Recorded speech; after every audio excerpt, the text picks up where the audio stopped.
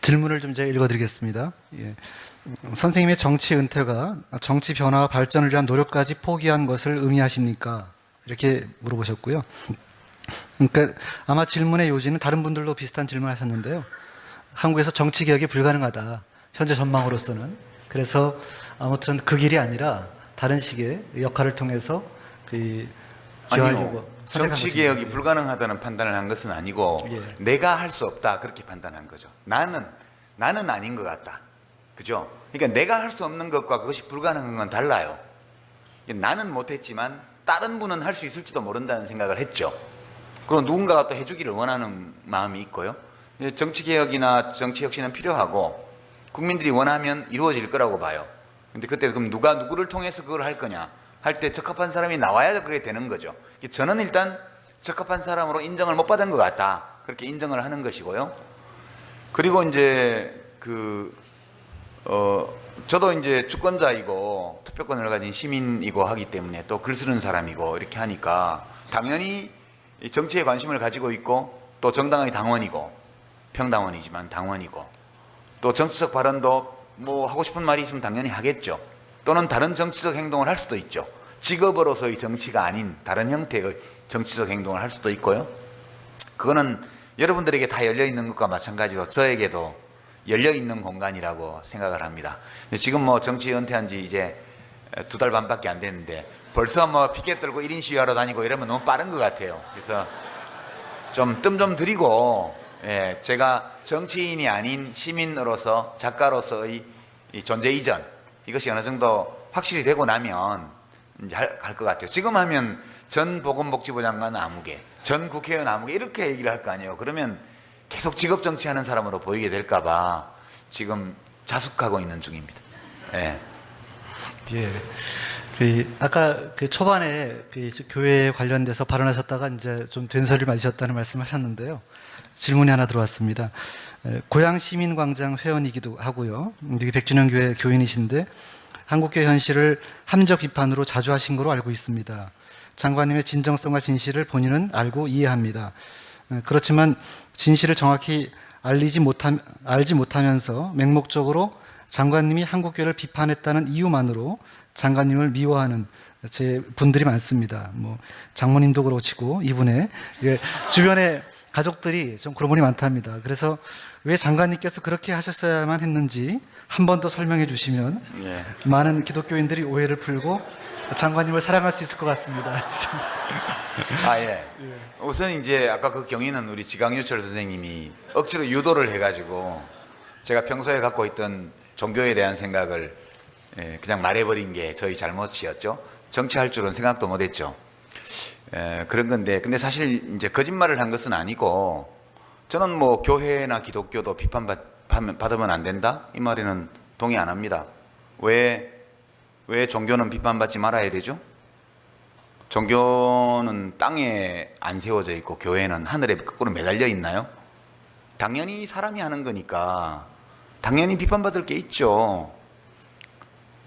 제가 교회에 와서 교인도 아니면서 성경을 인용한 것은 매우 외람된 일인 줄 아오나, 신약에 보면 예수님이 그 당시, 물론 그 당시 유대교죠. 그 당시 제사장들과 교회를 비판하는 게 얼마나 많이 나옵니까? 얼마나 화가 났으면 가서 다 때려 엎었겠어요. 가가지고 다 때려 엎었잖아요. 환전상들하고 전부 다. 그리고 율법 따지는 사람들에 대해서 얼마나 비판을 많이 했습니까? 근데 왜 종교기관은 비판받으면 안 되죠? 저는 어떤 종교나 이런 것들이 굉장히 위대하고 아름다울 수 있다고 생각해요.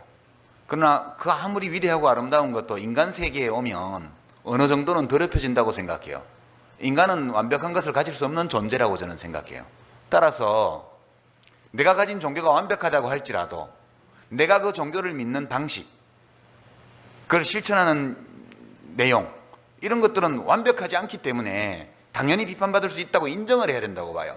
우리는 오류가 없으니까 비판을 인정 못하겠다 이런 건 자기가 신이 되려고 하는 거고 똑같은 오만한 자세라고 저는 생각합니다. 솔직히 제 속심정을 말씀을 드리면 어떤 비판도 받지 않겠다는 식의 그런 태도를 취하는 어떤 종교든 간에 그런 종교인들이야말로 자기가 신을 참칭하는 것이다. 인간은 누구나 오류를 저지른다는 점을 인정하지 않는다면 그것은 자기가 신의 영역으로 올라서는 거라고 생각해요. 뭐 어떤 종교에서는 그게 문제 없을지 모르겠으나 하느님과 피조물 사이에 엄격한 구분이 있는 기독교에서는 문제되잖아요. 그게 저는 그렇게 오히려 생각하고요. 인간이 하는 교회이기 때문에 당연히 문제가 있는 거고, 문제가 있을 때는 누군가 지적을 하고 비판을 하면 그 비판이 옳은가, 받아들일 만한가를 따져본 다음에 받아들일 만하면 받아들이고, 받아들일 수 없는 거면 비판하는 취지는 감사하나 나는 못 받아들이겠다 그러면 끝이에요.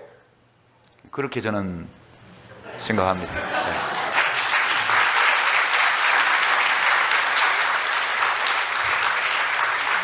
그리고 이제 한 가지만 더 말씀드리면, 제가 강연 가서 이 질문을 받을 때마다 노상 인용하는 건데요.